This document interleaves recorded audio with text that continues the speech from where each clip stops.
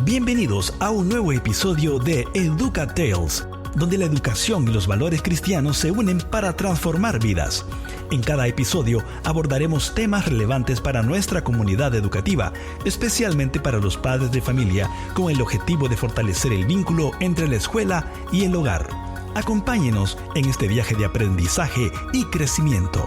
Bienvenidos a su programa Educa Tales, historias que enseñan en cabina. Esdras Ríos, especialista en educación, y quien les habla, Antonio Gale. Hemos estado desarrollando este programa, esta serie sobre la comunicación, especialmente la comunicación asertiva, porque comunicación puede ser un montón de cosas. Incluso hablábamos de que yo puedo tratar de comunicar algo, pero si mi apariencia física, si mi entonación no va de acuerdo a lo que quiera comunicar, ciertamente voy a comunicar algo, pero no lo que quiero comunicar. Ese es el gran dilema. Entonces, queremos seguir desarrollando este tema de la comunicación y hablar eso, la asertividad, la precisión en la comunicación, lo importante para poder lograr los objetivos. Mr. Ríos. Muy bien, muchas gracias, Antonio. Algo interesante que nosotros debemos pensar y tener claro cuando nos queremos comunicar es que es importante recordar que yo debo tener un objetivo claro de lo que quiero decir, pero también yo debo estar consciente que el éxito de la comunicación está no en lo que yo quiera decir, sino en la percepción que la otra persona tenga. ¿Qué es percepción? Es la manera como el interlocutor recibe el mensaje. Si esa persona recibe el mensaje, pero él interpreta mal, yo me comuniqué mal. Entonces, es ahí donde nosotros nos damos cuenta de la enorme complejidad de lo que implica comunicar. No solo es decir, es entender que la comunicación efectiva será de la manera en que la otra persona perciba lo que estoy diciendo. Y si esa persona percibe lo que estoy diciendo de acuerdo a lo que yo quiero, entonces ahí tenemos el éxito de la comunicación. Vamos a poner un ejemplo muy básico. Elecciones presidenciales, política. Un buen político, comunicativamente hablando, es aquel que convence a sus oyentes. Si no los convence, esa persona pudo haber invertido toda su vida en dar el mejor discurso, pero si no es capaz de hacer que otra persona cambie su forma de ver para abrazar la que le está planteando, entonces comunicativamente esa persona fracasó. Entonces la comunicación tiene que ver con lo que yo quiero decir y con la percepción que la otra persona tenga de mi propio mensaje. Y sobre ese entendido vamos a recordar algunos conceptos. Número uno, la comunicación tiene dos esferas grandes. Una parte verbal, que es lo que yo digo, y una parte no verbal. La parte no verbal tiene una carga de mayor impacto en la percepción de la gente. ¿Qué estoy tratando de decir con esto? Lo que la gente ve alrededor del mensaje es lo que al final le va a terminar convenciendo. Cómo ando vestido, la entonación que tengo, la postura que utilizo para el momento de hablar, cómo muevo mis manos, todo eso va a comunicar. Entonces, aquí lo que nosotros queremos hacer es ayudarle al padre de familia, ayudarle al maestro, ayudarle a los estudiantes a que vean ejemplos concretos de cómo ser más asertivos. Y vamos a partir hablando de cómo aprovechar lo que tiene que ver con la parte visual. Imaginémonos a una persona que va a una entrevista de trabajo. Esa persona evidentemente va a estar nerviosa. Usted está nervioso porque ahí puede estar la posibilidad de un gran cambio en su vida. ¿Qué cosas debe tener en cuenta una persona? Bueno, aparte de tener un buen currículum, aparte de no ponerse nervioso al hablar, debe saber que su imagen impacta. E impacta más allá de lo que puede imaginarse. El tipo de color que la persona va a utilizar para su entrevista de trabajo en su vestimenta, porque el color comunica. Dígame usted, Antonio, ¿usted alguna vez ha ido a una vela vestido de colores muy llamativos? No, o deportivo, o va a ir, o en calzoneta. O va a ir en tenis, o como que usted fue al gimnasio, o como que ejercitó en su casa. Obviamente no. Pero lo interesante ahí en una vela es esto. Todo mundo utiliza colores neutros. Vamos de negro, vamos de gris, porque nosotros sabemos, aunque nadie nos lo haya dicho, aunque nunca lo estudiamos en un examen, que el color oscuro en ese contexto particular comunica luto, comunica pesar, y que usted al ir de ese color a una vela, usted está haciéndose partícipe, del duelo que esa familia está teniendo. Entonces, en una entrevista de trabajo, los colores también importan. Usted no puede utilizar colores que vayan a transmitirle a la otra persona que usted es una persona loca. Y no digo loco en el sentido mental, sino una persona desordenada, una persona que no llega a tiempo. Usted va a buscar colores neutros porque sabe que eso comunica. La limpieza. Usted va a cuidar que no tenga nada en los dientes que pueda demostrar suciedad, que pueda demostrar que usted no está limpio. Y del mismo modo, usted va a interrelacionarse con la persona que le entrevista con un rostro alegre y no con un rostro amargado. Va a tratar de utilizar un tono en donde la otra persona se sienta a gusto y quiera seguir compartiendo con usted y nada cortante. Entonces, la parte visual impacta en lo que nosotros hacemos en el día a día. De igual manera, esto impacta, por ejemplo, en un estudiante en su día de clases. Si él va limpio, si él va ordenado, eso le va a dar a él una percepción propia de que él está listo para poder aprender.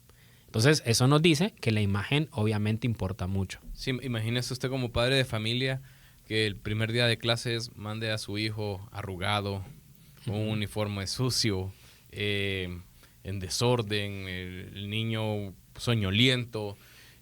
Dice más del padre de familia que del mismo niño, ese mensaje. Y que ahí manda. volvemos a un punto que planteé hace un momento, el tema de la percepción. Imagínense, nosotros estamos en un contexto escolar. Ahora, vemos a este niño que viene arrugado, que viene sucio. ¿Qué percepción usted tiene del niño y de la familia? Sí. Es una percepción negativa. Sí. Entonces, ahí nos damos cuenta cómo la percepción juega con los elementos alrededor de la comunicación. Y entonces ahí tenemos un grande problema que no queremos que nos suceda. No quiero yo que a mis hijos se les vea como niños sucios, como niños desatendidos. Sí. Todo lo contrario, yo quiero transmitir lo mejor, que son niños limpios, que están listos, que están preparados para participar de sus clases. Es correcto. Entonces volvemos a lo mismo, cómo la comunicación va más allá de la verbalización. Correcto. Y a mí me gustaría que en los próximos minutos, Antonio, nos podamos centrar en Cristo Jesús.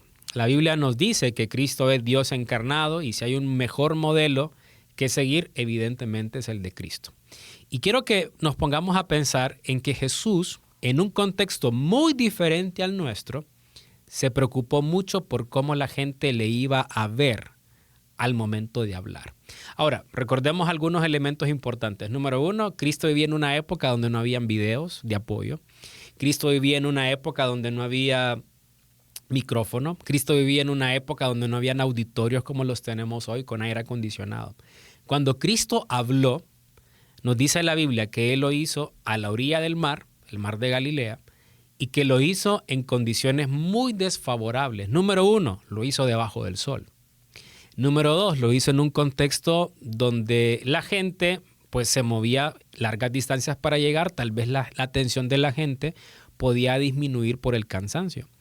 Pero también, y lo más interesante que a mí me llama la atención de Cristo es que Él atendió a muchísimas personas.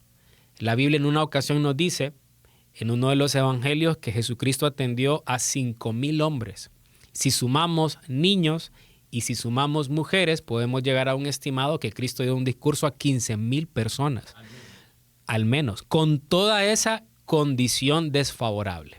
Pero veamos que la comunicación no tiene que ver con recursos, tiene que ver con lo que yo trato de comunicar con mi cuerpo. Veamos interesante dato. El Señor Jesucristo, ante ese escenario, hizo lo siguiente. Se subió en una barca y les pidió a los apóstoles que lo movieran un poco al fondo y desde esa plataforma Él les habló a todas estas personas. Ahora, veamos cosas interesantes en este elemento que a veces nosotros de manera imperceptible le quitamos valor. Número uno, ¿qué estaba haciendo el Señor Jesús?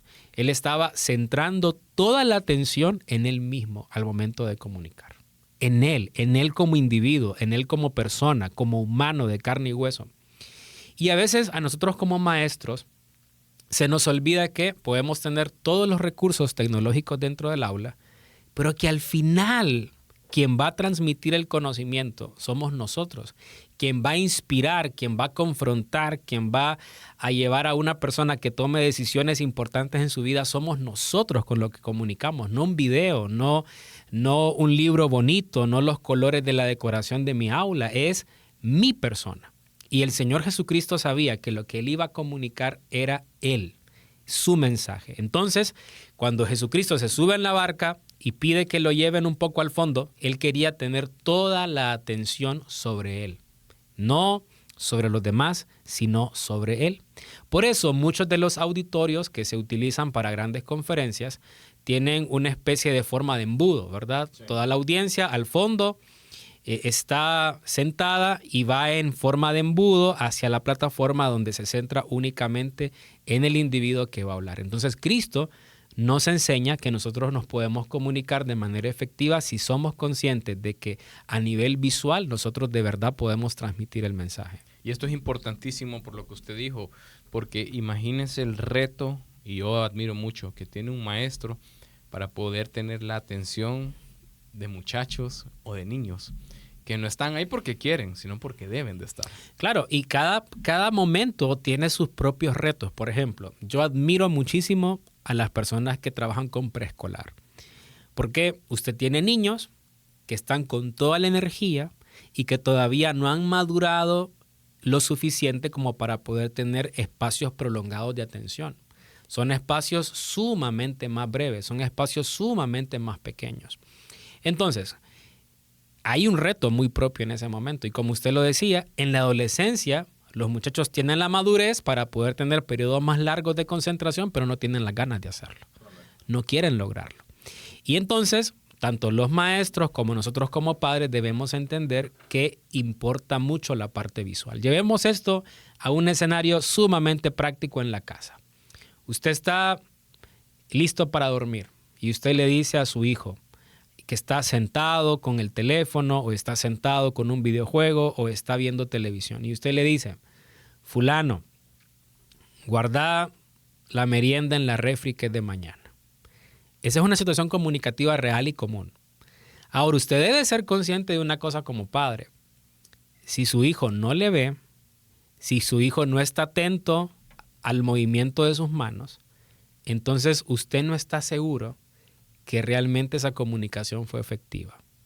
¿Y cuál es el problema? El siguiente día el muchacho se levanta y tiene el gran reclamo de su mamá, de su papá, fulano, te dije solo una cosa, que metieras la merienda en la refri y no lo hiciste. Eso ocurrió debido a que no entendimos que la parte visual impacta al momento de querer comunicarnos. No, y es que es increíble, mire, es como la memoria que uno tiene cuando va manejando un carro. Claro. Usted va manejando un carro, de hecho, usted está aprendiendo a manejar el carro y al principio a los que nos tocó, no automático, sino manual, tiene que crear una memoria muscular de meter el clutch, meter el siguiente cambio, que de un solo tiene que hacer de una velocidad grande en la caja, tiene que de tercera pasar a segunda o de... Todo eso es mecánica cerebral, ¿no? Llega un momento en el que usted lo hace automáticamente. Claro. Entonces ni piensa, está escuchando música, está cantando y su cuerpo se está moviendo según las necesidades del vehículo.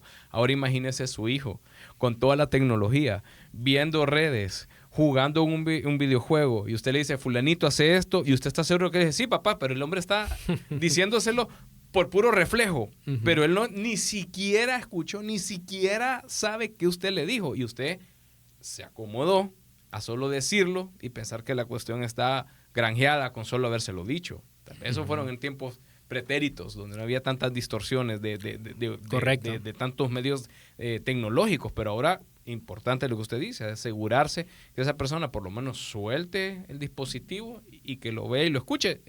Es ir formando carácter también en los muchachos. Correcto. Y ese elemento que usted plantea es algo que no requiere mayor esfuerzo, que no necesariamente es un regaño, es simple y sencillamente un padre consciente de todas las implicaciones comunicativas que quiere ser asertivo al momento de dar una instrucción. Eso es importante. Entonces, todo padre que de verdad quiera llevar esto a la práctica debe entender que el ver a otro cara a cara va a darle mayor posibilidad de éxito en su comunicación y en la percepción que la otra persona tenga. Excelente, y me quedo con esa idea. ver cara a cara para asegurarse que la comunicación está siendo efectiva. Por ahora nos vamos a una pausa, no nos cambie, ya volvemos.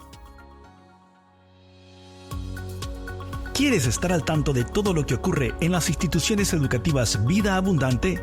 Síguenos en nuestras redes sociales y no te pierdas nuestras actividades, eventos y las últimas novedades de nuestra comunidad educativa. Es la mejor manera de mantenerte conectado con la educación de tus hijos y con la misión que compartimos. Visítanos en Facebook, Instagram y nuestro canal de YouTube. Te esperamos. En las instituciones educativas Vida Abundante, creemos que la educación de calidad debe ser accesible para todos. A través de nuestro programa de becas Horizontes Dilatados, estamos transformando vidas al ofrecer una educación bilingüe de excelencia, centrada en valores cristianos a niños y jóvenes de escasos recursos en el occidente del país. Este es nuestro compromiso con el futuro de Honduras. Únete a nosotros en esta noble causa y sé parte del cambio que nuestra nación necesita. Estamos de regreso en su programa Educatels.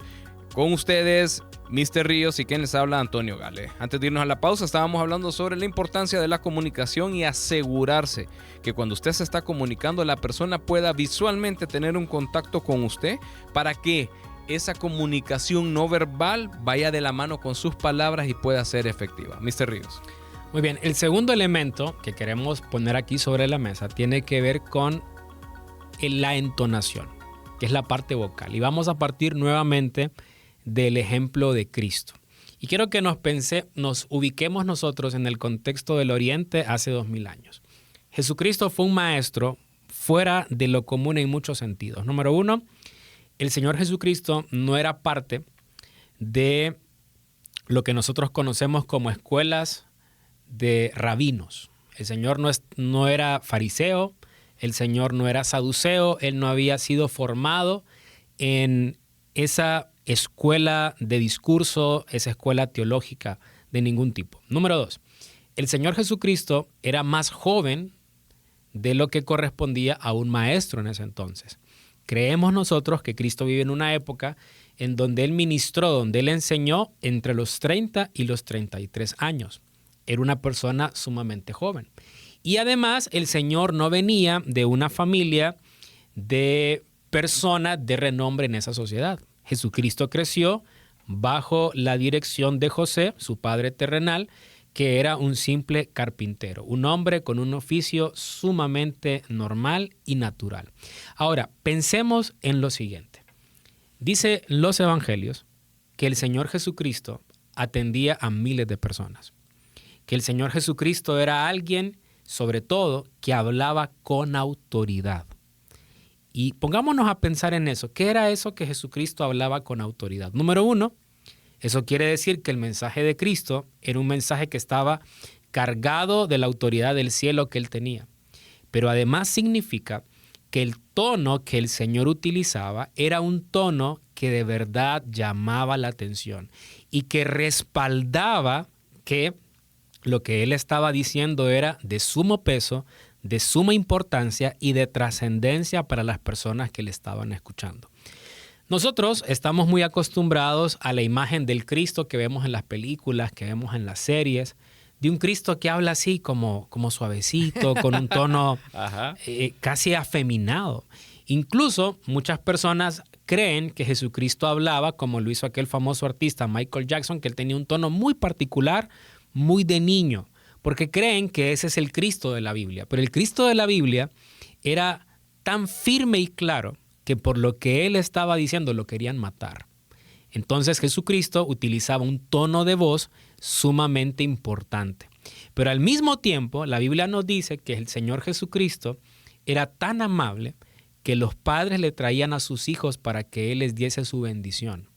Entonces, ¿qué tenemos aquí? Tenemos a un Cristo que hablaba firme, fuerte, frente a miles de personas, con la capacidad de inquietar tanto a los poderes religiosos de su momento que lo querían matar, pero al mismo tiempo un Cristo amable, un Cristo tranquilo, que los padres les daban a sus hijos para que los bendijera. Mire qué interesante también el modelo que usted está siguiendo, porque es un modelo que en nuestra sociedad muy conocido, que es el de nuestro Señor Jesucristo. Pero lo interesante viene acá, pero si usted ya lo ve y lo racionaliza y lo contextualiza, es mucho más interesante. Póngase a pensar lo que dijo el Mr. Río antes de irnos a la primera pausa. Supuestamente, no supuestamente, sino que matemáticamente podemos suponer que habían al menos 15,000 personas para que él dando un discurso. Pongámonos que él no tenía parlante. Uh-huh. Pongámonos que él no tenía una luz que lo estaba iluminando a él. Uh-huh. Significa que el silencio tenía que ser absoluto para que 15,000 personas pudieran escuchar a una sola persona desde una barca. ¿Qué me quiere decir esto? Que cumplía todos los elementos que hemos visto en la comunicación. Como, manejaba él mucho su apariencia física, porque tuvo que tener una apariencia física en el sentido no de guapo, sino de por lo menos vestirse adecuadamente para dirigirse a esas personas. Uh-huh. El tono de voz, la entonación, tuvo que haber sido perfecto para que usted pueda tener 15,000 personas viéndolo usted sin un micrófono. Y obviamente el contenido que tenía que dar. Pero aquí cumple todos los requisitos. Uh-huh. Claro, y es interesante que el Señor Jesucristo adaptaba su tono de voz a las circunstancias. Y eso es muy importante. Porque una persona que quiera comunicarse de forma asertiva debe entender que la asertividad considera el contexto, el interlocutor y que considera el momento. Eso es muy importante. Y de acuerdo a eso, mi tono de voz va a ser muy distinto. Por ejemplo, yo doy clases y trato de, al momento de hablar con mis estudiantes frente al aula, de utilizar mi voz de tal manera que se proyecte de forma firme y que todos me escuchen dentro del aula. Pero cuando yo vengo al trabajo y vengo con mi hija en el carro, pues yo no ando hablando en ese tono. Entonces yo lo modifico a la circunstancia, al momento, a que mi hija tal vez viene soñolienta, que tal vez está dormida y que tengo que despertarla para que nos bajemos del carro. Y esto es importante porque, por ejemplo, a los maestros nos dicen que siempre estamos gritando cuando hablamos. Y tiene que ver con que no sabemos modificar y adecuarnos a la situación. Muchos padres de familia a veces llegan al aula, piden hablar con el maestro y el maestro está pues en ese momento de estar hablando con autoridad con sus estudiantes y cuando le recibe tal vez el primer tono de voz corresponde más a la clase que al trato personal con el padre.